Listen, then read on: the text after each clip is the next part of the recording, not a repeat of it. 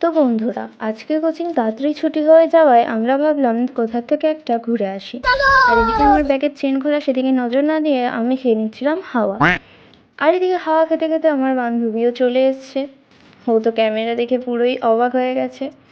আর এনাকে দেখেন, শুধু মারপিট করেই যাচ্ছে। আর এদের মুখগুলোকে ভালো করে ক্যাপচার করে আমরা এগোলাম গন্তব্যস্থলের দিকে। আর রাস্তায় বেরিয়ে কিছু ফুটেজ নিয়ে একটু হ্যাম্পারিং করতে করতে আমরা পৌঁছে গেলাম আমার আরেক বান্ধবীর কাছে। আর ওকেও সঙ্গে করে নিয়ে চললাম আমাদের গন্তব্যস্থলের দিকে। আর হাঁটতে হাঁটতে পৌঁছে গেলাম আমাদের গন্তব্যস্থলের দিকে।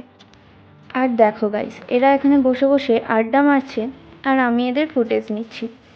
ওরা দুজন খুব ব্যস্ত, তাই আমি আমার সস্তা বান্ধবীর সাথেই খুব চিল। আর গঙ্গার ঘাটটা দেখো গাইস, কি শান্ত আর পিসফুল, তাই না?